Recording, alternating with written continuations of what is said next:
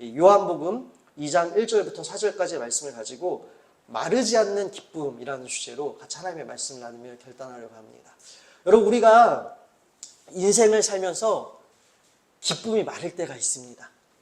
행복이 마를 때가 있어요. 우리 청소년들 마냥 기쁘십니까? 마냥 행복하십니까? 지금 기쁘지 않을 거예요. 지금 행복하지 않을 거예요. 시험 기간을 앞두고 있죠. 특별히 이 추석 전에 시험이 끝나는 친구들은 참 좋겠지만, 잔인하게도 추석이 지난 다음에 시험을 보는 학교도 있더라고요. 그리고 또 이렇게 얘기를 들어보니 심지어는 이 시험 기간 전에 수학여행을 가는 학교도 있더라고요. 학교가 너무 잔인한 것 같아요. 수학여행을 좀 즐겁게 가면 좋으련만. 또 가뜩이나 여러분 올 추석 어떻습니까? 길죠. 이 긴 연휴를 좀 즐기면 좋으련만 학교에서 그 꼴을 못 보는 것 같아요. 마음대로 열흘을 못 쉬게 만들어요. 그래서 우리 청소년들 지금 기쁨이 말라가고 있는 시간을 보낼 것이고 행복이 말라가고 있는 시간을 보낼 것이에요. 우리 장년들 어떻습니까? 우리 장년들도 인생 가운데 마냥 기쁘고 마냥 행복하지 않아요. 이 기쁨이 마를 때가 있고 행복이 마를 때가 있습니다. 상황에 따라, 형편에 따라 우리의 삶의 기쁨은 마를 때가 있고 또 행복이 마를 때가 있어요. 그래서 우리는 기쁨과 행복이 마르지 않기를 원합니다. 그런데 여러분, 이 불가능한 일이요, 가능할 수 있습니다. 마르지 않는 기쁨, 멈추지 않는 행복, 불가능한 일 같아 보여요. 그러나 주님 안에서 여러분 가능합니다. 그리고 주님은 이 일을 위해 이 땅 가운데 오셨습니다. 여러분, 요한복음에는 7개의 표적이 등장합니다. 성경도 정확히 표적이라고 이를 표현하고 있습니다. 그래서 이 요한복음 2장 11절 말씀에도 보면 예수께서 이 첫 표적을 갈릴리 가나에서 행하여 그의 영광을 나타내심에 제자들이 그를 믿으니라. 아멘.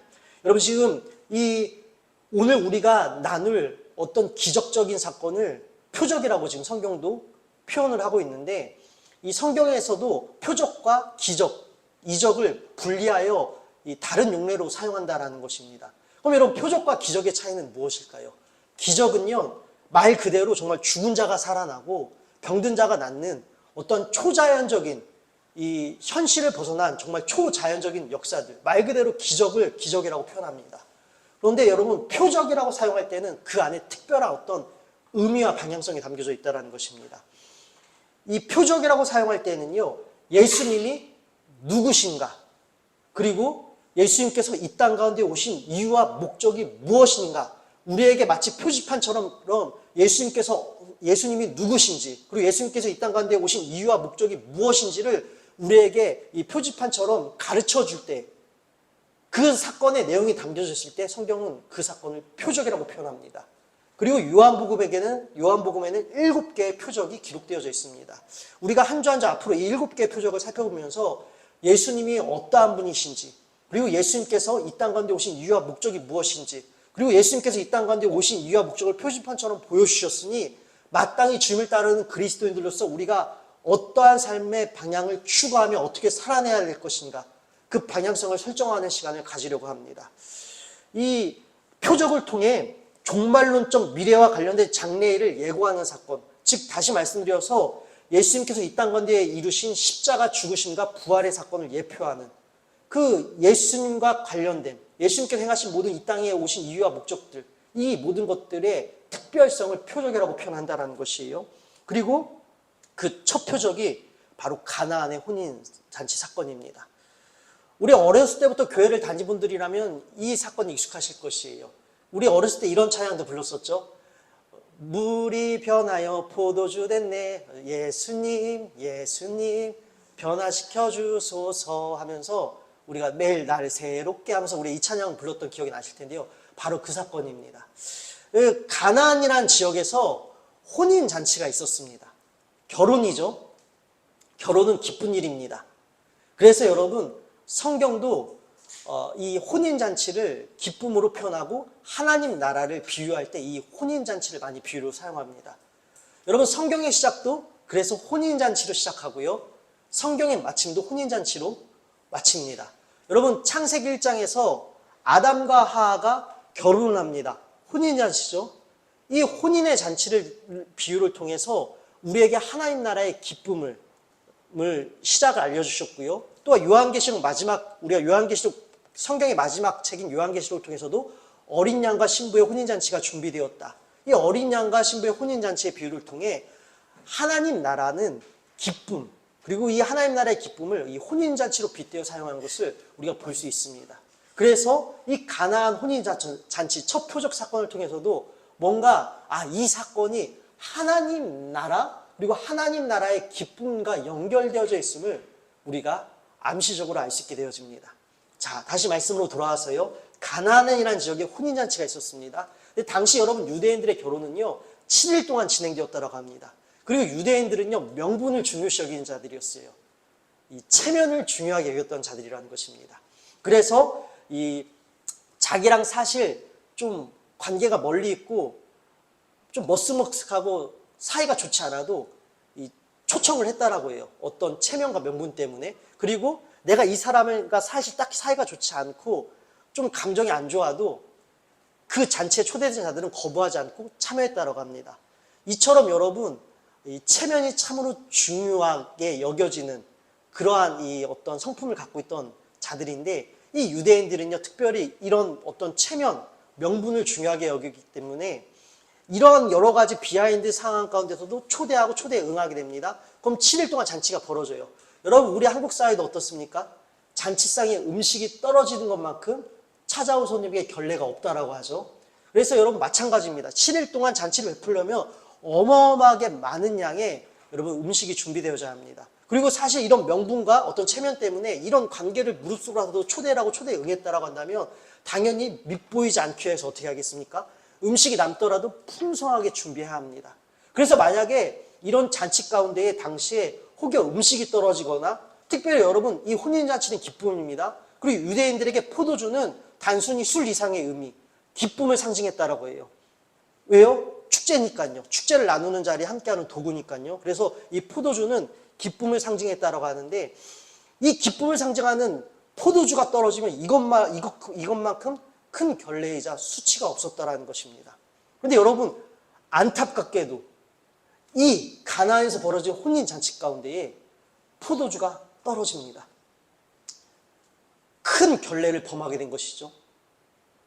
이 가장 기쁜 날, 이 신랑과 신부는 지금 가장 큰 수치를 겪어야 하는 위기에 놓이게 되었다는 것입니다. 마냥 기쁠 것 같아요. 7일 동안 진행되는 행사예요. 사람들이 와서 축하한다 인사해요. 신랑과 신부는 계속 화답합니다. 기쁨이 마르지 않을 것 같아요. 그런데 이 포도주가 떨어짐으로 인하여서 그들의 상황 가운데에 기쁨이 마르는 상황이 발생했다는 것이 그때 예수님의 어머니가 예수님께 이렇게 말씀하십니다. 예수님 지금 포도주가 떨어졌습니다. 우리가 이 3절부터 4절 읽어볼까요? 포도주가 떨어진지라 예수의 어머니가 예수에게 이르되 저들에게 포도주가 없다 하니. 자 여러분 예수님의 어머니 마리아가 예수님께 지금 포도주가 떨어졌어요. 이제 포도주가 없다라고 얘기합니다. 근데 사실 이 부분이 의아합니다. 왜요?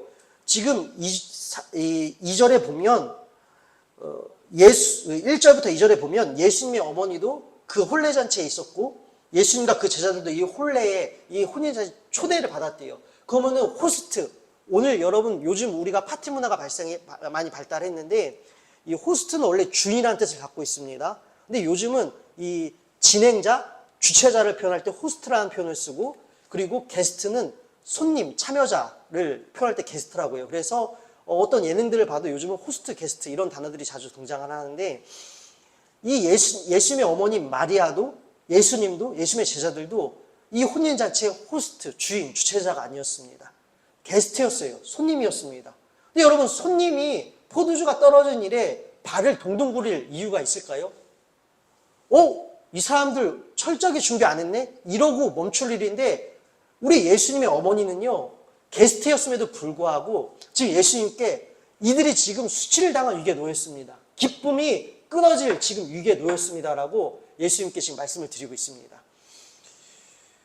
이것을 통해 이 예수님의 어머니 마리아가 이 혼인잔치의 주인공들과 아주 친밀한 관계를 가지고 있었다는 것을 우리가 어느 정도는 추측해 볼 수 있습니다. 왜요? 관망하는 것이 아니라 어쨌든 친밀한 관계에 있었기 때문에 이 사건, 이 상황을 타개하고 싶었을 것이에요. 해결을 해주고 싶었을 것입니다. 그런데 여러분, 이 예수님의 어머니 마리아는 누구보다 예수님이 어떻게 탄생했는지를 잘 알고 있었습니다. 이 천사들의 수태고지와 또한 예수님께서 성령으로 잉태하여 자기 남편과의 관계가 아니라 성령으로 잉태하여 태어나신 걸 누구보다 잘 알고 있었어요. 그래서 이 예수님의 어머니 마리아는 예수님이 다른 아이들과는 달리 좀 비범한 자녀, 어떤 선지자, 좀 약간 그런 이해가 있지 않았을까 싶어요. 그래서 좀 비범하게 나의 아들이 태어났으니 나의 아들이라면 좀 이 상황을 뭔가를 좀 해결해 줄 수 있지 않을까라는 기대를 갖고 예수님께 포도주가 떨어졌습니다 라고 얘기를 합니다. 그때 여러분, 이 예수님께서 답변하신 부분을 보십시다. 4절이요. 예수께서 이르시되 여자여 나와 무슨 상관이 있나이까 내 때가 아직 이르지 아니하였나이다. 여러분, 너무나 차가운 답변이 돌아와요. 우리 예수님의 어머니 마리아는요, 내 아들이 좀 비범하게 태어났고 뭔가 특별하게 태어났으니 뭔가 해결할 수 있을 것 같은 일말의 기대감을 갖고, 특별히 이 혼인잔치에 뭔가 내가 이 호스트들과 가까워요. 그래서 이걸 해결하고 싶어서 좋은 마음으로 해결해달라라고 이렇게 말을 한 건데, 우리 예수님은 어머니라고 표현도 하지 않아요. 여자여, 이 일이 나와 무슨 상관이 있나이까? 때가 아직 이르지 아니하였나이다. 도통 이해할 수 없어요. 예수님의 말씀이. 여자여라고 부른 것도 이해가 되지 않아요. 또한 이것이 나와 무슨 상관이 있나이까? 이 부분도 이해가 되지 않아요. 때가, 그리고 이 일이 지금 여기 포도주가 떨어진 게 나랑 무슨 상관이 있나이까? 내 때가 이르지 아니하였나이다. 내가 지금 이 포도주가 떨어진 일과 내가 상관이 없는 이유가 내 때가 오지 않았기 때문이다 라고 말씀하세요. 도무지 우리가 이해할 수가 없어요. 요한복음은 원래 그런 의미입니다. 요한복음에는 많은 비유와 상징들로 하나님 나라가 표현되어져 있습니다. 그래서 오늘 이 요한복음, 예수님의 답변을 통해 우리가 숨겨진 기쁨을, 우리가 또 숨겨진 우리의 정체성과 방향성을 찾을 것이에요. 먼저 여러분, 예수님께서 여자라고 표현하신 이유는 드디어 예수님께서 자신의 정체성을 드러내신 것이에요. 드디어 본격적으로 이제 예수님이 나는 단순히 당신의 아들이 아니라 한 어머니, 한 집안의 자녀가 아니라 나는 하나님의 아들임을, 나는 이 땅에 메시아로 왔음을, 나는 이 땅에 구원자로 왔음을 천명하신 사건이라는 것입니다. 처음으로 당신의 정체성을 드러내신 것이에요. 그래서 여자라고 표현한 것은요, 그냥 예수님께서 마리아를 무시하기 위해서 그렇게 하신 것이 아니라, 어떤 면으로 보았을 때 마리아는 예수님을 자신 사이와 기본적인 관계를 모자 관계로, 앞서 말씀드린 것처럼 그냥 단순히 어머니와 아들 관계, 이 안에서 벗어나지 못했을 것입니다. 그래서 누가복음 2장 50절 말씀에도 그 부모는 자기의 자녀가 어딜 간지 몰랐다라는 말씀이 나와 있어요. 이것을 통해 단순히 이 모자지간 정도로만 그 이해를 지금 벗어나지 못하고 있던 상황이었다는 것이에요. 그래서 예수님께서는 마리아에게 다시 한번 당신과 나의 관계를 이제 처음으로 재정의를 하는 것이요. 나는 이제 더 이상 한 사람의 아들이 아니라 이 땅을 구원하러 온 메시아로 오셨다. 라는 이 관계를 다시 한번 재정의하고 드러내고 계시다라는 것이요. 그래서 예수님은 이제는 나는 당신의 권위 아래서 행동하는 것이 아니라 나는 하나님께서 정해놓으신 그 길을 가는 자고, 또 하나님의 권위 아래서 나는 행동하는 자라는 것을 드러내셨다라는 것입니다. 그래서 어머니가 아니라 여자라고 표현하신 것이에요. 나는 단순히 한 사람의 아들이 아니라 나는 온 인류를 구원하러 온 메시아라는 것이에요. 그런 의미에서 여자라고 표현했고요. 그리고 여러분, 이것이 나와 무슨 상관이 있나이까? 세 번역으로 보면요, 예수께서 어머니에게 말씀하셨다. 여자여, 그것이 나와 당신에게 무슨 상관이 있나이까? 나와 당신에게 무슨 상관이 있나이까? 이 부분이 매우 중요합니다. 여러분, 이 말씀, 나와 당신 사이에 무슨 상관이 있나이까? 이 문장에 사용된 히브리적 어법의 용례에 따라 의역을 하면요, 당신과 관계된 이 문제가 어떻게 우리들 모두의 공통 관심사가 될 수 있습니까? 라고 이 말씀은 번역될 수 있습니다.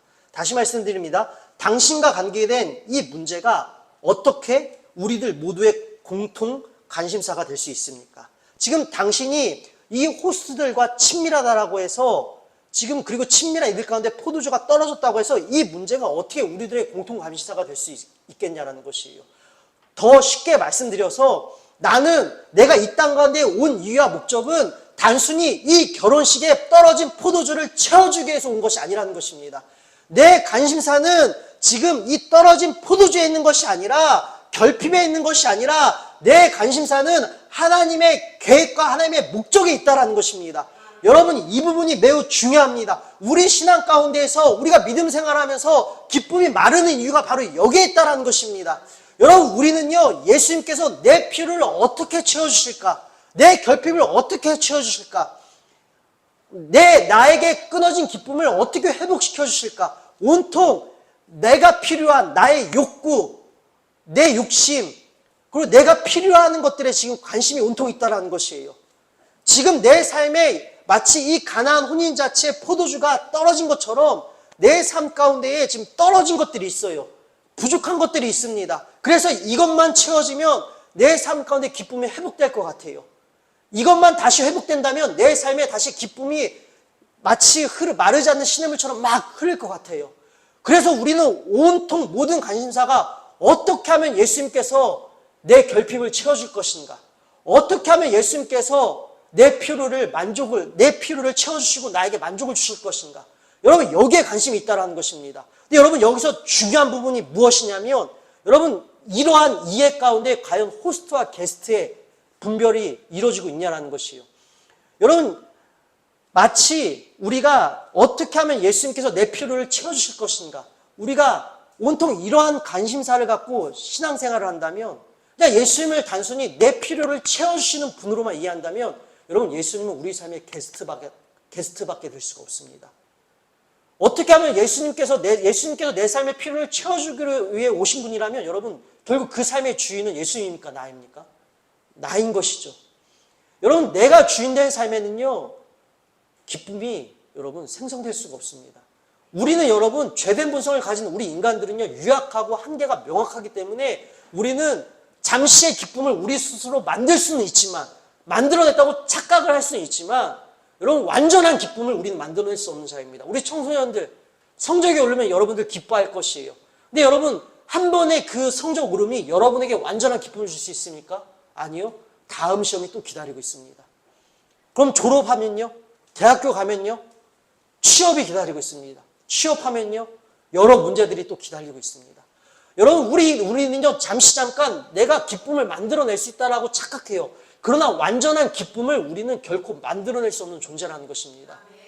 인간은 한계가 명확하기 때문에 여러분 우리는 매일 새로운 문제에 직면하게 될 것이고 우리가 해결할 수 없는 문제 가운데 잠시 극복했다 이겨지지만 그것이 완전하게 우리가 스스로 기쁨을 우리가 유지는 못한다라는 것입니다.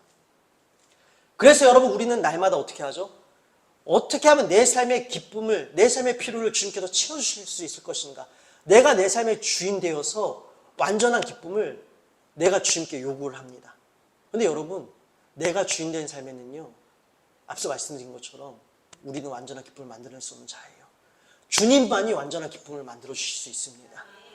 여러분 그래서 주님이 우리 삶의 호스트, 주인이 되어주셔야 하는 것이고 우리는 게스트가 되어야 하는 것이에요. 이 본문도 마찬가지입니다. 당신과 관계된 이 문제가 어떻게 우리들의 모두의 공통 관심사가 될 수 있겠습니까? 지금 당신은 이 혼인 자체의 호스트가 바로 이 부부라고 생각하지만 막 혼례를 올린 부부라고 생각을 하지만 아니라는 것입니다. 나는 단순히 이 혼인잔치에 게스트로 온 것이 아니라 이 혼인잔치의 주인으로 오셨다는 것이에요. 결혼식을 위해 오신 것이 아니라 단순히 사람들의 필요를 채워주기 위해 이 땅 가운데 오신 것이 아니라 온 인류를 구원하기 위해 이 땅 가운데 오셨다는 것입니다. 그래서 여러분 이 가나안 혼인자천의 사건이 바로 표적이라는 것입니다. 예수님이 누구신가? 예수님이 이 땅 가운데 오신 이유와 목적이 무엇이냐가 바로 여러분 이 예수님의 답변 한 문장을 통해서 아주 정확하고 분명하게 드러나고 있다는 것입니다. 예수님은 나의 필요를 채워주기 위해 오신 분이 아니라 예수님은 나를 구원해주기 위해 오신 분이라는 것입니다.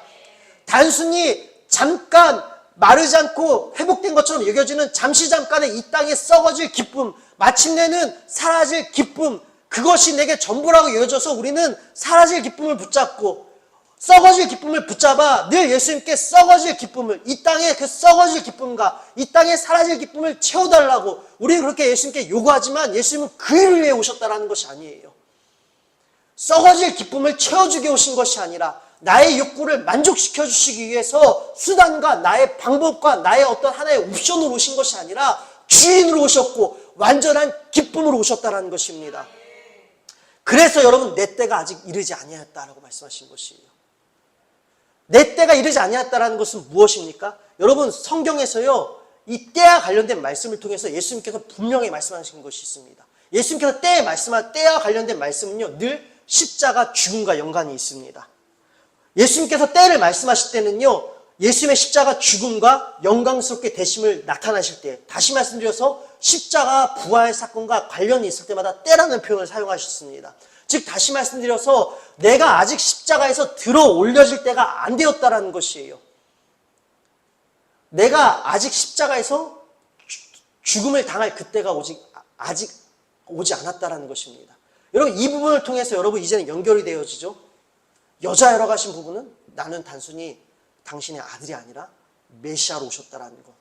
그리고 무슨 상관이 있나이까? 나는 인간의 필요를 채워주기 온 것이 아니라 구원하러 오셨다라는 것. 그리고 구원하러 오셨다라는 것은 때랑 연결되죠. 내 때가 이르지 않았다라는 것은 예수님이 이 땅 가운데 우리를 구원하시기 오신 목적과 이유가, 예수님께서 이 땅 가운데 오신 이유와 목적이 우리를 구원하심이 있다라는 것입니다.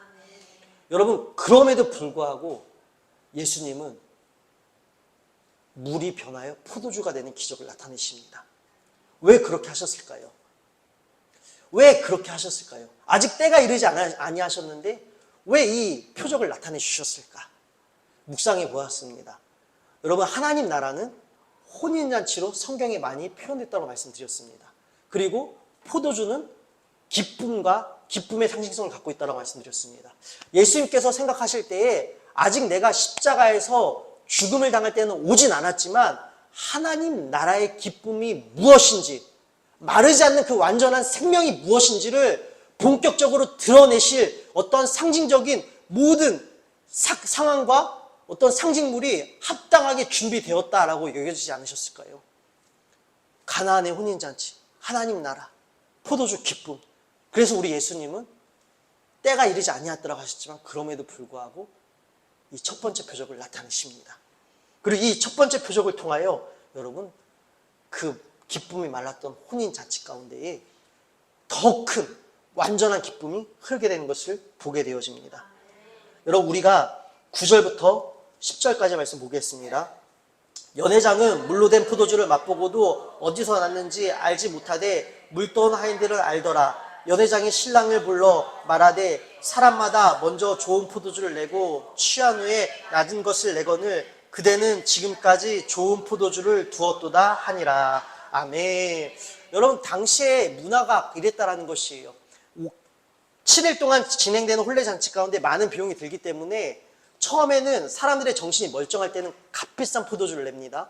그리고 사람들이 이제 취기가 올라와서 어떤 이 미각의 이 분별력이 상실될 때는요, 이제 하등품의 포도주를 내놓는다는 것이에요. 그런데 지금 연회장, 이 파티를 주관하는 사람이 어떻게 하고 있죠? 어떻게 당신들은 원래는 이렇게 하는데 정반대로 어떻게 시간이 지났는데도 불구하고 더 좋은 포도주를, 극상품의 포도주를 내놓느냐라는 것이에요. 여러분, 주님은 완전한 기쁨을 흐르게 하시는 분이라는 것입니다. 여러분, 특별히 여러분, 우리에게 오늘 복된 소식이 무엇입니까? 내 때가 아직 이르지 아니하였나이다라는 것은 예수님께서 이 땅 가운데 오신 이유와 목적이 무엇이라고요? 십자가에서 죽기 위해 오셨다는 것입니다. 예수님께서 십자가에서 죽기 위해 오신 이유가 무엇입니까? 예수님께서 왜 죽으셨습니까? 우리 살려주시려고 죽으셨잖아요. 우리 구원해 주시려고 죽으셨잖아요. 예수님께서 우리를 살려주시기 위해 죽으시려고 오셨다라는 것입니다. 여러분, 그 완전한 기쁨, 우리는 완전한 기쁨을 상실한 자들이에요. 우리는 죽음을 치닫는 자들이에요. 그런 우리들에게 기쁨을 회복시켜 주시기 위하여서 생명을 회복시켜 주시기 위해서 이 땅 가운데 오셨다라는 것입니다. 그리고 포도주는 기쁨의 상징이라고 말씀드렸습니다. 그리고 우리가 예수님께서 성만찬을 제정해 주실 때 떡과 포도주를 마시라고 하셨습니다. 포도주는 무엇이죠? 예수님께서 십자가에서 흘리신 보혈의 피를 상징합니다. 다시 말씀드려서 물이 변화의 포도주가 되게 하신 이유는 무엇일까요? 예수님은 말씀 한마디로 물이 없어도 포도주를 만드실 수 있는 분이셨어요. 포도주를 창조할 수 있는 분이셨는데 왜 굳이 물이 변화의 포도주가 되게 하셨을까요? 여러분, 이 포도주에는 의미가 있다는 것입니다. 포도주는 장차 당신께서 우리들을 살려주시려고 십자가에서 흘리신 보혈의 피를 의미하고 있다는 것입니다. 가치 없는, 물과 같이 어떠한 가치도 없는 우리들에게 생명을 부여해 주시려고 우리 예수님께서 물이 변화의 포도주가 되셨다는 것이에요. 당신께서 우리에게 완전한 기쁨을 회복시켜 주시기 위하여서, 완전한 생명을 우리에게 부어주시기 위하여서 친히 십자가에서 죽기까지 우리를 사랑하여 주시기 위하여서 이 땅 가운데 오셨다는 것입니다. 그래서 여러분, 마르지 않는 기쁨을 찾으십니까? 마르지 않는 기쁨을 찾으신다면 여러분, 예수님을 초청하십시오. 예수님을 구하십시오. 나의 필요를 따라 내가 내 삶의 호스트가 되어서 예수님을 게스트의 위치에 두고, 주님, 내 삶에 이것들이 필요하니 나의 필요를 채워주시옵소서. 주님, 내 삶에 기쁨이 말랐습니다. 이것들이 채워지면 내 삶에 다시 기쁨이 흐를 것 같으니 나를 통해 나에게 이러한 것들을 좀 회복시켜 주시옵소서. 여러분, 이거 아니라는 것입니다. 여러분, 이것은 잠시 잠깐이라는 것이에요. 완전한 기쁨이 무엇일까요? 상황에 상관없이, 형편에 상관없이 완전한 기쁨은 바로 우리 주님께 있다는 것입니다.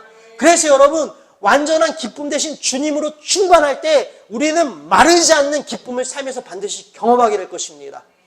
사랑하는 여러분, 마르지 않는 기쁨을 경험하고 싶으십니까? 멈추지 않는 행복을 경험하고 싶으십니까?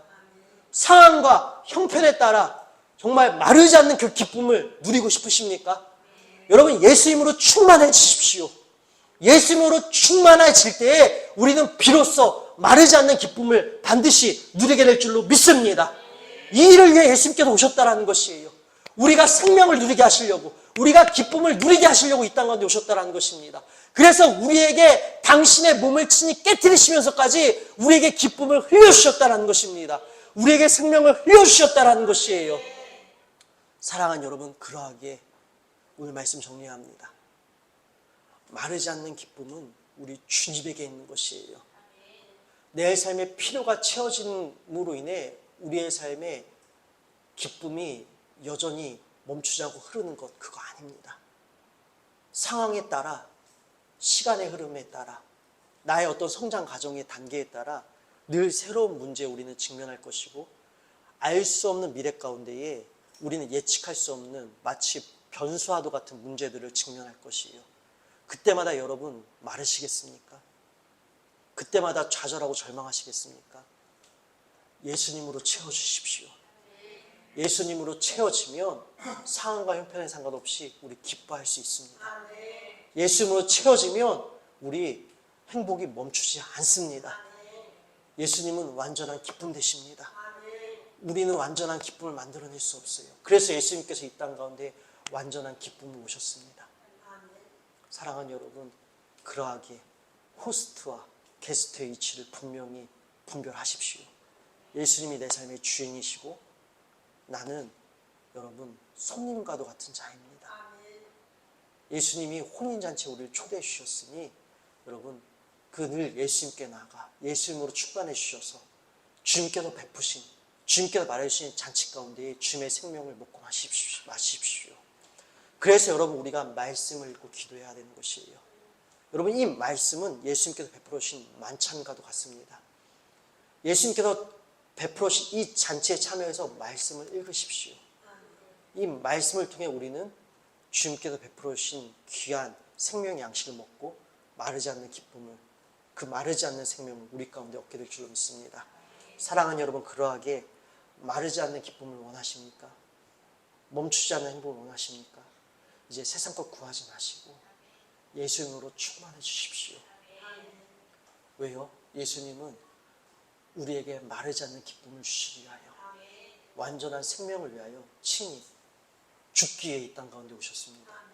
예수님이 죽으셔서 우리는 완전한 기쁨을 회복하였습니다. 예수님이 죽으셔서 우리가 영원한 생명을 얻게 되었습니다. 그리고 예수님 우리를 사랑하셔서 기꺼이 아무 이유 없이 조건 없이 이 놀라운 은혜를 우리에게 베풀어 주셨습니다. 이 조건 없는 값없는 은혜를 우리가 놓치지 않기를 원합니다. 주님의 왕되심을 고백할 때에 주님의 왕되심 아래에 우리가 순종하여 주님을 찬양할 때에 여러분 주님께서 우리에게 이 완전한 하나님 나라의 기쁨을 부어주실 줄로 믿습니다. 그래서 왕되신 주님의 통치와 보호하심 아래서 우리는 상황과 형편에 상관없이 완전한 기쁨을 누리게 될 줄로 믿습니다. 형편과 상황에 상관없이 마르지 않는 기쁨을 누리시는 우리 공동체가 되시기를 주님의 이름으로 축원드립니다. 기도하겠습니다. 하나님 아버지 감사합니다. 하나님, 우리 인생 가운데에 기쁨이 마를 때가 있습니다. 왜 기쁨이 마른가 생각해 봤더니 내가 원하는 것이 우리 삶 가운데 획득되지 않으면, 내가 원하는 것들이 우리 삶 가운데 오히려 상실되면 우리는 기쁨이 마르는 것처럼 여겨집니다. 상황과 형편에 늘 우리는 이렇게 흔들리고 말라갑니다. 그러나 우리 주님은 상황과 형편에 흔들리는 우리들을 위하여 완전한 기쁨으로 오셨고 완전한 생명으로 오셨습니다. 그래서 그 주님으로 인하여 우리는 이제는 완전한 생명과 기쁨을 누릴 수 있게 되었습니다.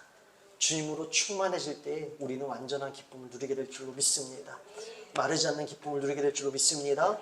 이 놀라운 은혜를 우리 사랑하는 공동체가 풍성히 주님께서 베풀어 주시는 만찬 가운데에 누리게 하여 주시옵소서. 감사하오며 사랑이 많으신 우리 주 예수 그리스도의 이름으로 기도드립니다. 아멘.